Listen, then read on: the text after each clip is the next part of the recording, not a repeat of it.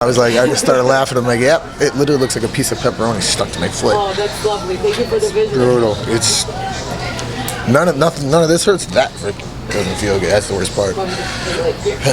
Where do we? When it happened? First, midway through the first round, I felt it go. Just tore right off.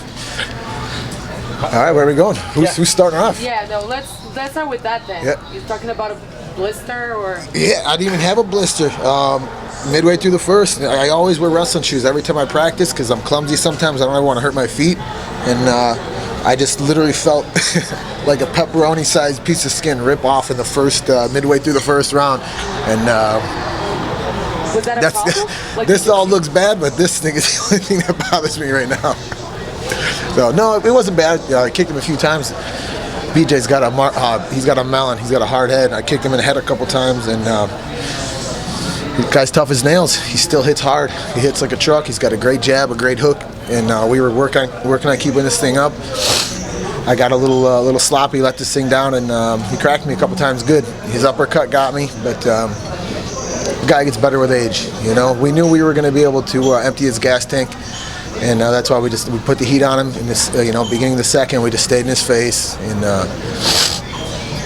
what an honor to be able to take on, a legend like that, an icon of the sport, not just in the lightweight division, but the whole landscape of mixed martial arts. He's fought in, I think, 4 or 5, maybe 6 different weight classes, and he's always put on competitive fights, Even when he fought Machida, I think that went to a decision or something. So to be able to have, a name like that under your belt, that's the highest one so far. And I aspire to accomplish as much in the sport as he's done, and I don't care how long it takes. It was great to face a legend like that, and I thank him so much. I thank his family, his training partners, his coaches, everybody that got him ready. Because like his old shirts used to say, just scrap when he came out. That was an old-fashioned scrap. And man, I can't thank him enough for all the memories he's given us, and I hope he goes on to do great things inside and outside of the cage. Yeah, that was my next question since you mentioned inside the cage. I think that was the 7 loss in a row, and I think a lot of people on social media already should he keep going, really doubting whether he should. As somebody who just shared the cage with him, what do you think? Yeah, it's ironic. I spoke in the post-fight interview about my coach, Joey Gilbert, one of my heroes. He was my first mixed martial arts coach. I think they fought, and it might have been that UFC 37 and a half, the one that they did, the half. It was at either at the Trump or Atlantic City or something like that. For my coach to fight him in both of their debuts, and then maybe me to be his last fight. Maybe it was destiny. It's just a wrestler versus jiu-jitsu guy, so I had to get one back for Joey Gilbert Grappling in the wrestling community. And I really hope BJ goes on to do great things with his family, his team, his coaches, and he's got so much to pass on into the sport, into the mixed martial arts world. And I know he's going to continue to do it because he's a great human, and I hope he continues to do great things. Is it a factor, though, when I think later in the 3rd round, it seemed like you made choices where you could have maybe hurt him more and you didn't.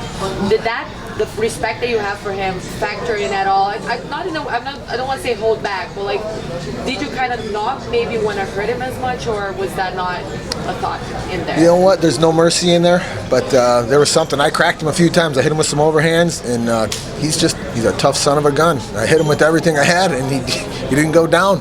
And he hits hard. He hit me with a good uppercut right off the fence too. He's just got power, And Mark Delagrati said it a long time ago when BJ was on that tear that BJ arguably had the best boxing in the UFC or in mixed martial arts, and he still got sting on his punches, as you can tell. He left some marks. I got some. I told him we were in the room just now together, and I'm like, I got some BJ stitches. I got some BJ souvenirs for good. So I'm going to put these in a box. I might have to mail them sometime. But I'm not out to hurt anybody. I'm out there to win, have fun, and move on. And it was a great night. It seems like that was pretty much the fight you expected, right?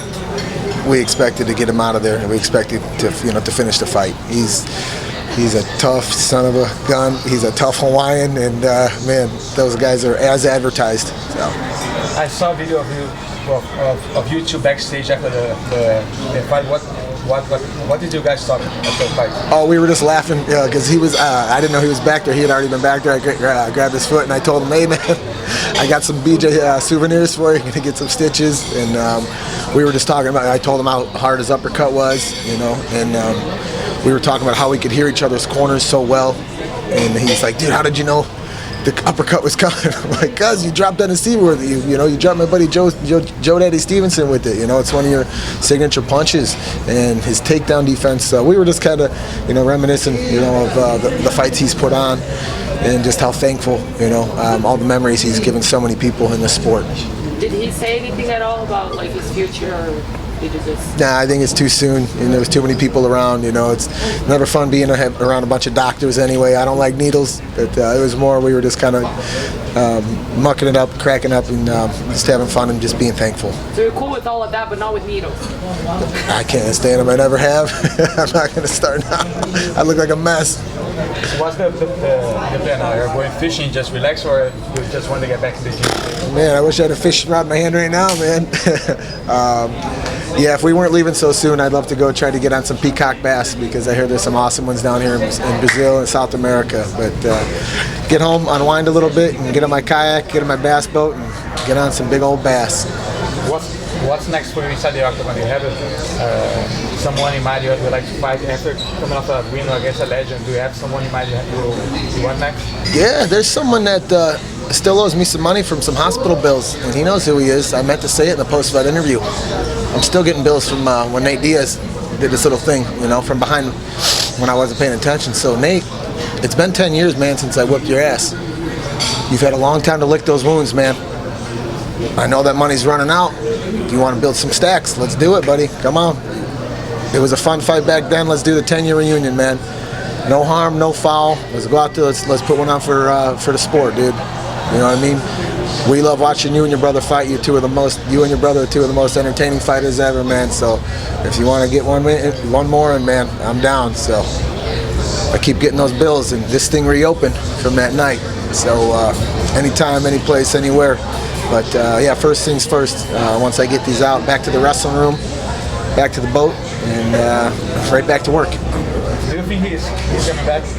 Nate? Yeah. I hope so. I mean, he knows it. Nate, I'm not going to knock you out, you know. Maybe I'll pitter-patter you. I might have to wrestle you a little bit, but it'll be a fun fight, dude. So, like I said, we love watching you fight. You guys are two of the most exciting. We've always enjoyed it. So, anytime, we're ready to rock and roll. But, yeah, he's got so much talent, and he's just, you know, like I said, one of the most entertaining guys. So, we're always ready for a good old scrap. But that's interesting, because, like, it seems like you had no resentment toward him whatsoever, despite what happened. Like, you're cool with him? Yeah, I'm cool with everybody in there. You know what I mean? He's one of those guys that puts on great fights every time. You know what I mean? And those are the fights I like to get in. And he cut me open. I don't like needles. I don't like getting stitches. So I got to get one back. Yeah. This was, I think, your third former UFC champion that you beat. Yeah, you've had some pretty. I think it was. Yeah, Rafael dos Anjos. It was Pettis now. Yeah. So you've had some pretty. You had a lot of fights, some pretty cool fights. Where does this one rank, like in terms of the most special for you? I did not know that, but I mean, like I said, BJ Penn is set apart from the rest of the pack just because of, you know, his status, his stature, and what he's done for the sport. And it was, I think Brazil was the perfect spot to have this fight. And it was his choice, and he was the first American world champion in Brazilian Jiu-Jitsu, so I think this was the perfect spot to do it, and I'm glad he chose that. And the Brazilian fans have been awesome. This place is great, and yeah, he definitely is set apart from the pack. And like I said, I aspire to, you know, get some of the accolades that he's done in the sport. You're back on the winning column. Have like you had a 2-fight streak, then you lost, and now you're back. Where do you think a win like this one puts you there? It's kind of an interesting one because BJ was on his kid, but like you said, he's a huge name. How do you see yourself in the lightweight division now? Man, we're always just a couple fights away from, I think, breaking the top 10 or top 5 because people know our style. It's sloppy, but people want to watch us for some reason, you know. And that was a tough one against Charles Oliveira because he came into the Lions Den. He came into, you know, into our city in Chicago, and he was better man that night. No excuses. He got me, and he's been on a tear ever since. So I feel like I said in an interview this week. In an interview earlier this week, I feel like I let my family down, my team, my fans, and I feel like I let the city of Chicago down. You know, in our hometown. So I definitely want to get that one back sometime down the road, back in Chicago. But yeah, you know, line him up, we'll knock him down. We'll get in there with anyone, and the UFC knows that. Dana knows that. Sean Shelby knows that. So we're always ready. Hey, Brahim, being a veteran, like for example, Anderson Silva said he doesn't care about anymore about winning or losing. He just wants to put a great show for the audience. Being a veteran yourself, do you stand like Anderson, or do you still have plans to escalate the rankings to seek the belt or anything like that? Yep, coming from Anderson, that makes sense because he's had gold for so long. The guy's probably got 2 or 3 trophy rooms full of his UFC belts and multiple belts. I haven't touched gold since I was a Strikeforce champion in 2006. You know what I mean? Back when I made my UFC debut, when Anderson won the belt from Rich Franklin. So it was a long time ago, man. And I have aspirations to be a UFC champ someday. Some people might not think it, but that just motivates me even more. That gives me more purpose in training. You know what I mean? So I love not to just fight, but I love to put on an event. And that's what, when you see Anderson Silva fight, when you see BJ Penn fight, when you see Conor McGregor fight, it's an event. And I feel like that's what we do too. We don't just go out and fight. People come for the show. They come for the walkout. They come for the stuff in between the rounds. They come to see an event, and that's what I hope we gave Brazil, and that's what I hope to give, continue to do in the sport of mixed martial arts. Do you expect this victory to give you more argument to pledge for a fight with someone ranked, with someone who would give you a boost? BJ Penn will always give you a little boost, more for me, than anything. But we'll see what the UFC's got under the next one. Clay, I have bad news for you. Confirmed, Nate Diaz versus Anthony Pettis. Man, It just came out literally. I just saw it as we were talking to you. Geez, don't I sound stupid now? All right, well, hey, those are going to be two. That's going to be a great fight. We got our hand raised against both of those guys, and that's going to be a scrap. Gee, what the heck are the odds of that? Does it say a date on that one? Let me guess. It's Chicago? No, probably Anaheim. August 17th. Co-main event. That's a huge fight. Good for both of them. Well, I guess he's fighting again. Maybe you go there and watch. Right. But that's good news for you then, right? Absolutely. He's still got the fighting itch, so that's awesome. Good for them. That's going to be an awesome scrap. Do you have someone else in the top of your mind? If Nate Diaz is now easy, do you have someone else you like to fight? Line them all up, man. We get in there against anyone. We've never turned down the fight. We're not going to start now. Great.